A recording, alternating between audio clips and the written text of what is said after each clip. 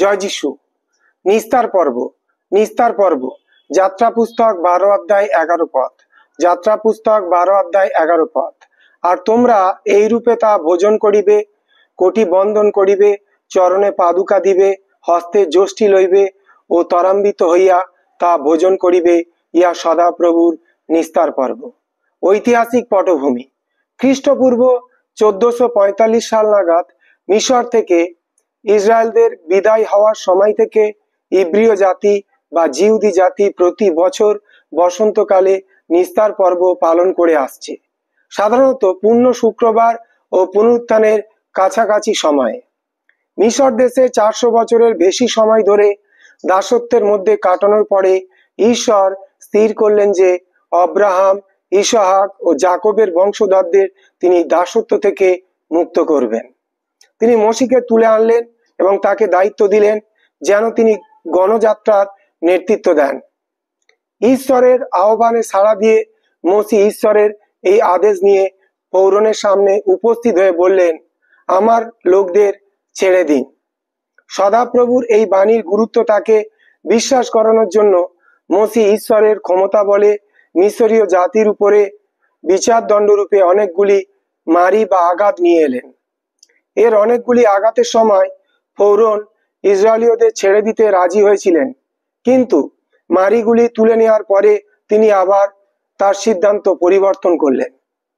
এরপরে 10ম ও শেষ আঘাতের সময় এলো, যার ফলে ইসরায়েলদের তাড়িয়ে দেওয়া ছাড়া মিশরীয়দের আর কোনো বিকল্প রইল না। মিশর দেশস্থ মনুষ্যের ও পশুর যাবতীয় প্রথম জাতকে আঘাত করবার জন্য ঈশ্বর মিশরের সর্বত্র এক মৃত্যুদণ্ড পাঠিয়ে দিলেন। মিশর দেশস্থ মনুষ্যের ও পশুর যাবতীয় প্রথম জাতকে আঘাত করবার জন্য ঈশ্বর মিশরের সর্বত্র এক মৃত্যুদূত পাঠিয়ে দিলেন। যাত্রা পুস্তক 12 অধ্যায় 12 পদ। ইসরায়েলীয়রা মিশর দেশে বসবাস করছিল, তাই কিভাবে তারা এই সংহারক দূতের হাত থেকে রক্ষা পাবে? সদাপ্রভু তার লোকদেরকে এক সুনির্দিষ্ট আদেশ দিলেন, যেটা পালন করলে প্রত্যেকটি ইব্রিয় পরিবার এবং তাদের প্রথমজাত পুত্র সন্তান রক্ষা পাবে। প্রত্যেক পরিবারকে 1 বছর বয়স্ক একটা নিষ্কলঙ্ক ভেড়ার বাচ্চা নিতে হবে এবং আবিব মাসের 14 দিনে সন্ধ্যাবেলায় সেটাকে হনন করতে হবে। ছোট একটি পরিবার অন্যদের সঙ্গে ওই ভেড়ার বাচ্চায় অংশ নিতে পারবে। যাত্রা পুস্তক 12 অধ্যায় 4 পদ। নিহত ভেড়ার বাচ্চার কিছুটা রক্ত নিয়ে তাদের বাড়ির দরজার চৌকাঠের 2 দিকে ও উপরে লাগিয়ে দিতে হবে। যখন মৃত্যুদূত দেশের মধ্য দিয়ে যাবেন, তখন তিনি যেসব বাড়িতে রক্তের দাগ দেখতে পাবেন সেসব বাড়িকে অব্যাহতি দেবেন। নিস্তার কথাটি এসেছে হিব্রু পেছাও শব্দ থেকে, যার অর্থ অতিক্রম করে যাওয়া, ফেলে যাওয়া বা অব্যাহতি দেওয়া। নিস্তার কথাটি এসেছে হিব্রু পেছাও শব্দ থেকে, যার অর্থ অতিক্রম করে যাওয়া, ফেলে যাওয়া বা অব্যাহতি দেওয়া। এভাবে নিহত ভেড়ার বাচ্চা রক্তের মধ্য দিয়ে ইসরায়েলীয়রা সেই মৃত্যুদণ্ড থেকে রেহাই পেল, যা সব মিশরীয় প্রথম জাতদের উপরে নেমে এসেছিল। মিশরীয়দের থেকে ইসরায়েলীয়দেরকে অন্য কোনোভাবে আলাদা করা যেত না বলে ঈশ্বর এই রক্তের চিহ্নের আদেশ দিয়েছিলেন তা নয়, তিনি তার লোকদেরকে বাধ্যতার গুরুত্ব ও রক্তের পরিত্রাণ সাধন সম্পর্কে শিক্ষা দিতে চেয়েছিলেন। আর এই একই সঙ্গে ঈশ্বরের সেই মেষশাবকের জন্য তিনি তাদের প্রস্তুত করছিলেন, যিনি বহু শতাব্দী পরে জগতের পাপভার নিয়ে যাবেন। জন 1 অধ্যায় 29 পদ। সেই রাতে ইসরায়েলীয়দেরকে পোশাক পরে চলে যাওয়ার জন্য প্রস্তুত থাকতে বলা হয়েছিল। যাত্রা পুস্তক 12 অধ্যায় 11 পদ। তাদেরকে আদেশ দেওয়া হয়েছিল যেন তারা ভেড়ার বাচ্চাটিকে সিদ্ধ না করে পুড়িয়ে প্রস্তুত করে নেয় ও তাড়ি শূন্য অর্থাৎ খামি ছাড়া রুটি ও তিক্ত শাকের সঙ্গে খায়। রাত এগিয়ে এলে তারা সেই খাবারকে দ্রুত চলে যাবার জন্য প্রস্তুত হয়েছিল, যেন মিশরীয়রা এসে দেশ ছেড়ে চলে যাবার জন্য যখনই তাদেরকে অনুরোধ করবে, তখনই যেন তারা রওনা দিতে পারে। সদাপ্রভুর কথা অনুসারে সেই রাতে সবকিছুই ঘটেছিল। যাত্রা পুস্তক 12 অধ্যায় 29 থেকে 36 পদ। ইসরায়েলীয় বা জিহুদি ইতিহাসে নিস্তার পর্ব। ইসরায়েলীয় বা জিহুদি ইতিহাসে নিস্তার পর্ব। ইতিহাসে সেই সময় থেকে নিস্তার পর্ব পুরুষানুক্রমে চিরস্থায়ী একটা বিধি বা ঈশ্বরের লোকেরা প্রতি বছর বসন্তকালে পালন করে আসছে। এটা ছিল তাদের জন্য কেবলমাত্র একটা শরণার্থক বলিদান, কিন্তু মিশরের সেই প্রথম বলিদানটি ছিল তাদের জন্য একটা কার্যসাধক বলিদান। মন্দির নির্মিত হওয়ার আগে প্রত্যেক নিস্তার পর্বে ইসরায়েলীয়রা তাদের বাড়িতে একত্রে মিলিত হয়ে একটা ভেড়ার বাচ্চা বলিদান করত। তাদের বাড়ি থেকে সব তাড়ি বা খামি দূর করত এবং তিক্ত শাক খেত। আরো গুরুত্বপূর্ণ বিষয় হলো এই যে মিশর থেকে বা ফৌরনের দাসত্ব থেকে তাদের বংশধরেরা যে অলৌকিকভাবে যাত্রা করেছিল, এই সময় সেই কাহিনীটি তাদের বংশধরদের কাছে তারা নতুন করে বলতো। এভাবে বংশ পরম্পরায় ইব্রিয় লোকেরা ঈশ্বরের পরিত্রাণের কথা এবং মিশর দেশ থেকে তাদের উদ্ধার লাভের কথা স্মরণ করত। মন্দির নির্মিত হলে ঈশ্বর নির্দেশ দিলেন নিস্তার পর্ব ও মেষশাবক বলিদান যেন জেরুজালেমে হয়। পুরাতন নিয়মের ইতিহাসে দেখা যায় যে এই পবিত্র নগরীতে অনেকবার বিশেষ তাৎপর্যপূর্ণভাবে নিস্তার পর্ব পালিত হয়েছে। একইভাবে নতুন নিয়মের সময়ও জিহুদিরা নিস্তার পর্ব পালন করেছে। প্রভু যিশুর বাল্যকালের যে একমাত্র ঘটনাটি শাস্ত্রে লেখা আছে, সেটা ঘটেছিল যখন তার পিতামাতা তার 12 বছর বয়সে নিস্তার পর্ব পালন করবার জন্য তাকে জেরুজালেমে নিয়ে গিয়েছিলেন। তার জীবনে পরবর্তীকালে প্রভু যিশু নিস্তার পর্ব পালনের জন্য নিয়মিতভাবে জেরুজালেমে যেতেন। প্রভু যিশুর জীবনে তার পরবর্তীকালে প্রভু যিশু নিস্তার পর্ব পালনের জন্য নিয়মিতভাবে জেরুজালেমে যেতেন। যোহন 2 অধ্যায় 13 পদ দেখুন। ক্রুশে যাবার কিছু সময় আগে জেরুজালেমে তিনি তার শিষ্যদের সঙ্গে নিয়ে যে শেষ ভোজ খেয়েছিলেন, সেটাও ছিল এক নিস্তার পর্বের ভোজ। নিস্তার পর্বের দিনেই প্রভু যিশুকে নিস্তার পর্বের মেষশাবক রূপে ক্রুশে দেওয়া হয়েছিল। নিস্তার পর্বের দিনেই প্রভু যিশুকে নিস্তার পর্বের মেষশাবক রূপে ক্রুশে দেওয়া হয়েছিল। যত লোক তাকে বিশ্বাস করে তাদের সকলকে তিনি পাপ ও মৃত্যু থেকে উদ্ধার করেন। যত লোক প্রভু যিশুকে বিশ্বাস করে তাদের সকলকেই তিনি পাপ ও মৃত্যু থেকে উদ্ধার করেন।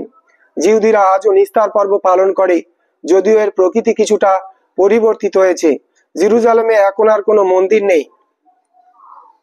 দ্বিতীয় বিবরণ 16 অধ্যায় 1 থেকে 6 পদ অনুসারে সেখানে মেষশাবক বলিদান করা যায়। জেরুজালেমে এখন আর কোনো মন্দির নেই। দ্বিতীয় বিবরণ 16 অধ্যায় 1 থেকে 6 পদ অনুসারে যেখানে মেষশাবক বলিদান করা যায়। তাই সমসাময়িক জিহুদি পর্বটি, যাকে সিডার বলা হয়, আর মেষশাবক বলিদান করে পালিত হয় না, কিন্তু এখনো পরিবারগুলি একত্রে মিলিত হয়। জিহুদি বাড়িগুলি থেকে আনুষ্ঠানিকভাবে সব তাড়ি সরিয়ে ফেলা হয় এবং মিশর থেকে সেই যাত্রার কাহিনী বাড়ির পিতা পুনর্ব্যক্ত করেন। নিস্তার পর্ব এবং প্রভু যীশু খ্রিস্ট। নিস্তার পর্ব এবং প্রভু যীশু খ্রিস্ট। খ্রিস্টিয়ানদের জন্য নিস্তার পর্বের মধ্যে প্রচুর ভাববাণীমূলক প্রতীক চিহ্ন আছে, যা সামনের দিকে প্রভু যীশু খ্রিস্টের প্রতি অঙ্গুলি নির্দেশ করে। নতুন নিয়ম স্পষ্টভাবে শিক্ষা দেয় যে জিহুদি পর্বগুলি আগামী বিষয়ের ছায়া মাত্র, অর্থাৎ প্রভু যীশু খ্রিস্টের রক্তের মাধ্যমে যে পরিত্রাণ সে সম্পর্কে বলে। এগুলি আমাদের মুক্তিদাতাকে ও তার ইচ্ছাকে স্মরণ করিয়ে দেয়।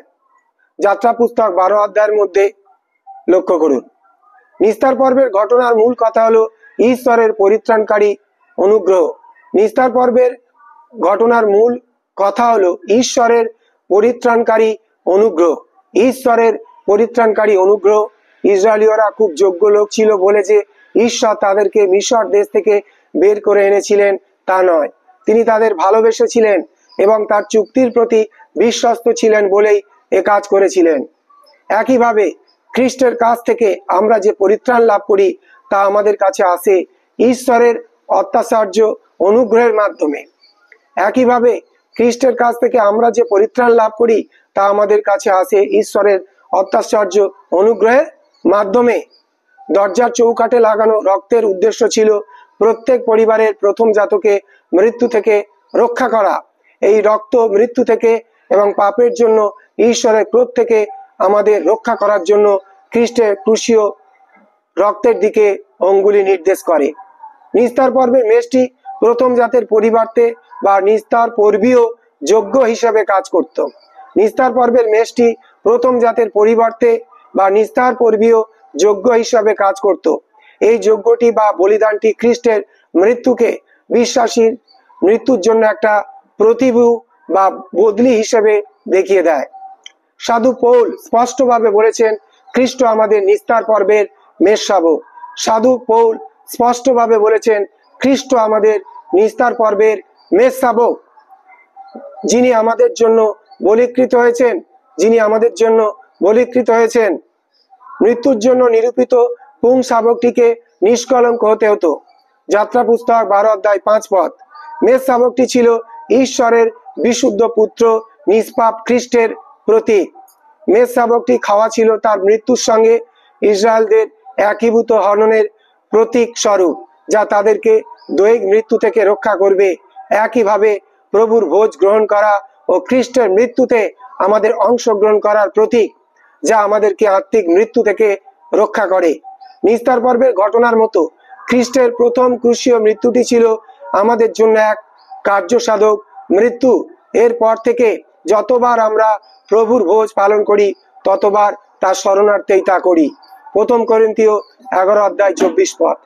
দরজার চৌকাঠে রক্ত লাগিয়ে দেওয়ার কাজটি ছিল একটি বাধ্যতাপূর্ণ বিশ্বাসের কাজ। রক্তের মাধ্যমে বিশ্বাসের এই কাজের ফলেই মুক্তি লাভ সম্ভব হয়েছিল। একইভাবে খ্রিস্টের রক্তের মাধ্যমে বিশ্বাসের আজ্ঞাবহতার দ্বারাই পরিত্রাণ সম্ভব হয়েছে। একইভাবে খ্রিস্টের রক্তের মাধ্যমে বিশ্বাসের আজ্ঞাবহতার দ্বারাই পরিত্রাণ সম্ভব হয়েছে। নিস্তার পর্বের মেষশাবকটি খেতে হতো তাড়ি শূন্য রুটির সঙ্গে। যাত্রা পুস্তক 12 অধ্যায় 8 পদ। পবিত্র বাইবেলে তাড়ি বা খামি সাধারণত পাপ ও অনৈতিকতার প্রতীক।